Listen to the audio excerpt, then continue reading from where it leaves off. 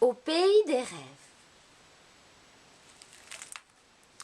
Texte de J. Barnabé, illustration de C. Busquet, édition Emma.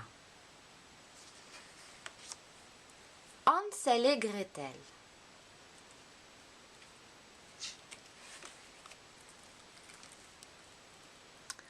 Hansel et Gretel ont un papa bûcheron, mais celui-ci est très pauvre et a bien du souci. N'ayant plus d'argent pour nourrir ses enfants, il décide un jour, à contre-cœur, d'aller les perdre dans la forêt. Hansel et Gretel ne se doutent de rien, prennent, joyeux, le chemin du bois. Pendant qu'ils s'activent à couper du bois, leur père les abandonne discrètement. « Hansel, j'ai peur, nous sommes perdus, que va-t-il nous arriver ?» Non loin de là, une étrange maisonnette faite tout entière de pain d'épices les attend. Une vieille dame les invite à entrer et à manger tout ce qui leur plaira.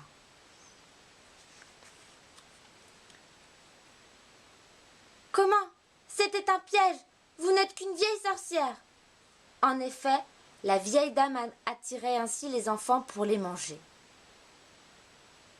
Mais pourquoi ne grossis-tu pas? Disait-elle à Hansel, qui avait inventé une ruse pour ne pas être mangé trop vite. Cette fois, je perds patience. Gretel, viens m'aider à préparer le feu. J'ai trop faim. Mais Gretel, d'un geste prompt, pousse la vieille dame dans le four et délivre Hansel. Vite, filons d'ici. Grâce au trésor de la sorcière, nos parents ne seront plus jamais malheureux. Rentrons vite leur raconter notre aventure. La petite poussette. La sorcière me l'avait dit. Plante une graine, attends et tu auras une petite fille. Comme tu es petite, mon enfant, puisque c'est ainsi, je t'appellerai Poussette. Un pétale sera ton bateau. Un bocal sera ton étang, et tu dormiras dans une coquille de noix. Un beau jour, un crapaud aperçut Poussette. Sans qu'elle puisse comprendre ce qui lui arrivait, la petite fut emportée par le crapaud. « Que se passe-t-il? Où m'emmenez-vous »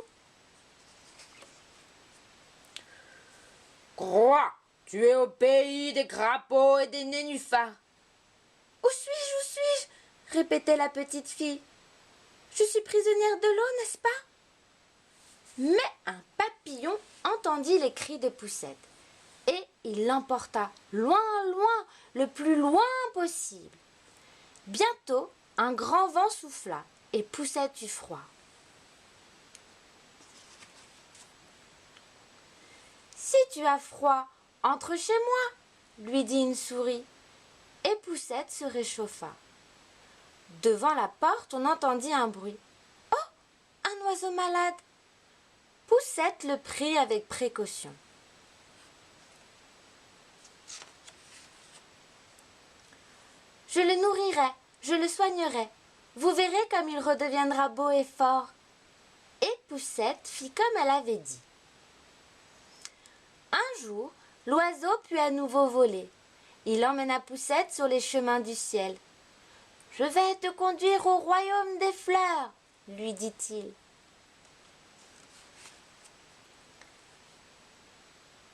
Tu m'as fait faire un merveilleux voyage. » L'oiseau. « Merci. »« Je te le promets, Poussette, ici tu seras heureuse. » L'oiseau avait raison. Le prince du pays des fleurs trouva Poussette si belle qu'il voulut aussitôt la faire reine. Plus qu'un pays, le royaume des fleurs était un paradis, d'où Poussette ne revint jamais tant elle était heureuse et comblée. Blanche-Neige et les 7 nains. Blanche-Neige était devenue la plus belle princesse du royaume. Mais sa belle-mère ne put le supporter. « Impossible! C'est moi qui suis la plus belle! Blanche-Neige doit disparaître !»« Pardon, princesse, je ne puis me résoudre à vous faire du mal, comme me l'a ordonné la reine. Fuyez, et bonne chance. » Seule et sans défense, Blanche-Neige s'enfuit donc dans la forêt. Mais au fond des bois, oh, la merveilleuse petite maison! Qui donc peut habiter ici? 7 enfants sans doute. La table est mise. Je vais leur préparer à manger. Blanche-Neige était en fait dans la maison des 7 nains. Elle s'y était d'ailleurs endormie quand ceux-ci revinrent de la mine. « De grâce, ne me chassez pas !»« Ne craignez rien, jolie princesse, nous sommes vos amis. » Ainsi, Prof, timide, Atchoum, joyeux, dormeur, simplet et même grincheux se prirent-ils d'affection pour Blanche-Neige. Mais un jour... « Cette fois, moi, la reine, je suis vengée. Blanche-Neige ne m'a pas reconnue ainsi déguisée en sorcière, et elle a croqué dans la pomme empoisonnée. Ha, ha, ha. » Pauvre princesse, elle était si belle, dirent les nains devant Blanche-Neige inanimée, et ils veillèrent sur elle jour et nuit. Le prince charmant passa par là. Lui seul pouvait réveiller Blanche-Neige. Il s'approcha et l'embrassa. « Merci, mon prince, je savais que vous viendrez, et je vous attendais sans cesse. » Les nains, heureux de voir leur ami ainsi comblé, organisèrent une grande fête dans la clairière. Boucle d'or et les 3 ours. Papa, maman et petit ours ont décidé d'aller faire quelques commissions. Boucle d'or est une petite fille très curieuse. « Tiens, quelle est cette maisonnette? Ça alors, 3 bols de grou-grou. À qui peuvent-ils appartenir? Prendrais-je le grand, le moyen ou le petit? » Boucle d'or est aussi très gourmande.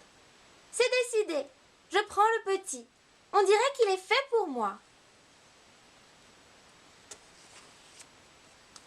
Délicieux. Mais quelle est cette drôle de maison où tout va par 3? Voilà que j'aperçois 3 chaises, une grande, une moyenne, une petite. J'essaierai bien la petite. Patatras, me voilà par terre. Oh, j'aurais tant voulu m'asseoir. Je suis si fatiguée. Et si je montais voir les chambres? Pas possible, 3 lits, quelle chance! C'est le petit qui me semble le plus confortable. Et Boucle d'or, sans réfléchir, s'endort profondément. De retour, les 3 ours sont bien surpris, surtout Petit ours qui est très en colère. « Qui a mangé mon bol de gruau? Qui a cassé ma chaise? Voilà la coupable, elle est même dans mon lit. » Affolé, Boucle d'or cherche à s'enfuir. « Ne me faites pas de mal, je me suis perdue. J'avais faim, j'étais fatiguée. » Mais déjà Petit ours s'est calmé. « Reste ici, Boucle d'or, nous serons amis. » Et les voilà qui dansent de joie en se racontant leur aventure. Quelle histoire! Je n'en crois pas mes oreilles. Au revoir les amis, à bientôt et merci pour votre accueil si chaleureux. Chaperon rouge. Vite, grand-mère nous attend. J'ai quelques provisions pour elle.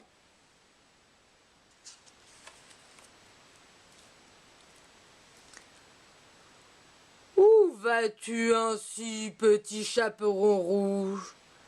Que dirais-tu de faire la course avec moi? Mais Chaperon rouge ignorait que le loup connaissait un raccourci. De grâce, épargnez-moi, monsieur le loup, je ne suis qu'une pauvre grand-mère sans défense. Enfermée dans ce coffre, Tu ne m'ennuieras plus, grand-mère. Quant à Chaperon Rouge,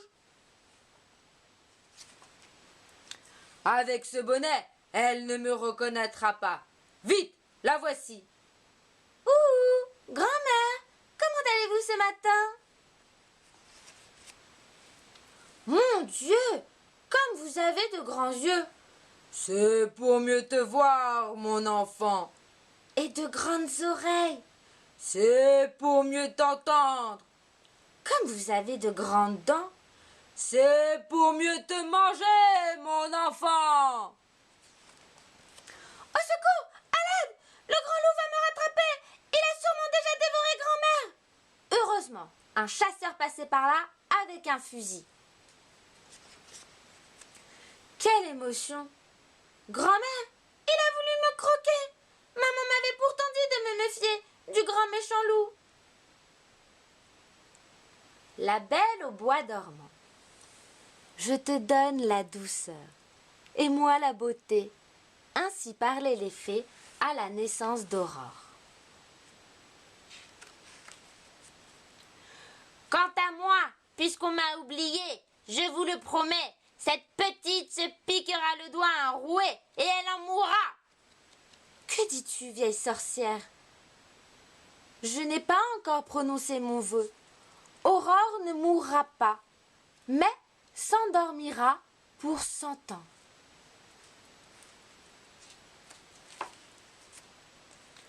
Ordre du roi, madame. Tous les rouets du pays doivent être brûlés. Il y va de la vie de notre princesse.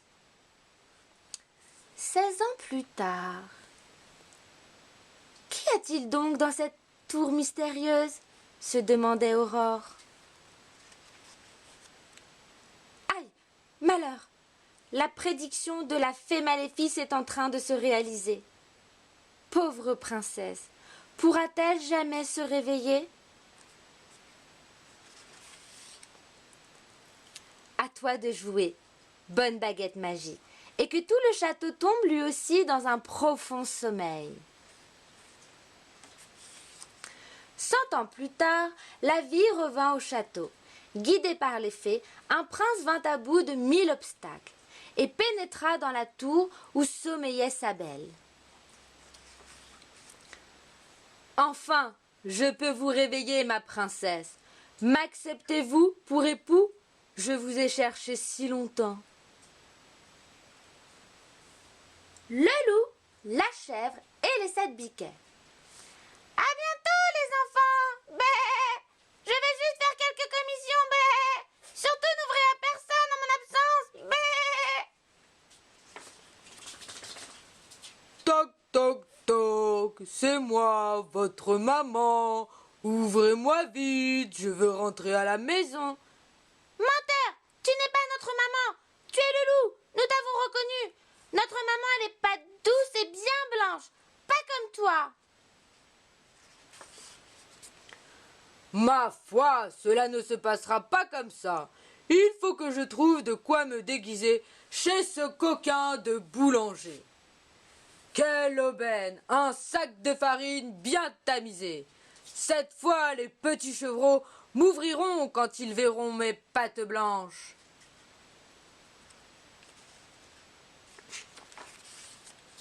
Ouh, mes petits, ouvrez la porte à votre maman qui est de retour. Inutile d'avoir peur. Regardez par le trou de la serrure et vous serez rassurés. Pas de doute. Cette fois, c'est bien notre maman. Vite, tirons le verrou. Je me réjouis de voir ce qu'elle nous a rapporté du marché. Au secours, le loup! Inutile de chercher à vous cacher. Vous ne m'échapperez pas. Je vous mangerai tous. Mais mon Dieu, mais que s'est-il passé? Mais où sont tes frères et tes sœurs? C'est le loup, maman. Il les a tous croqués.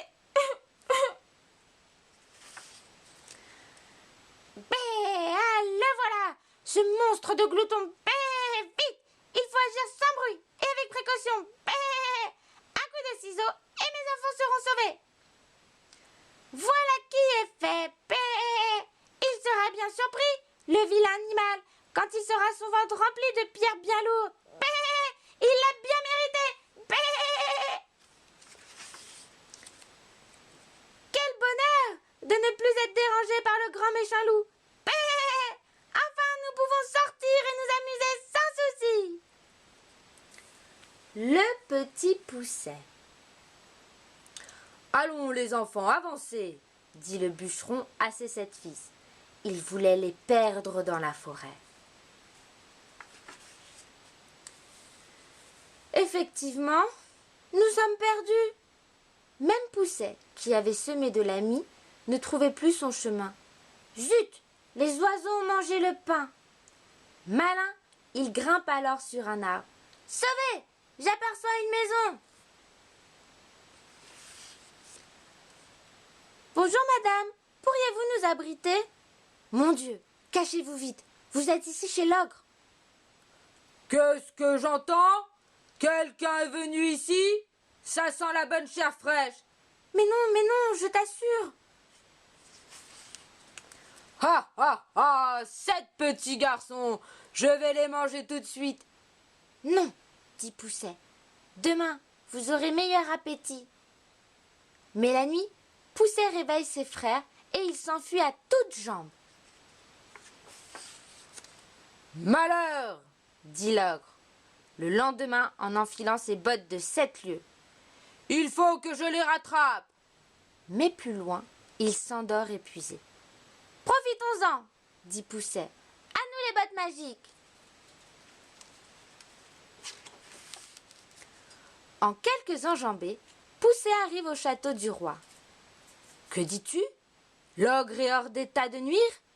Dit le roi. Tu seras récompensé.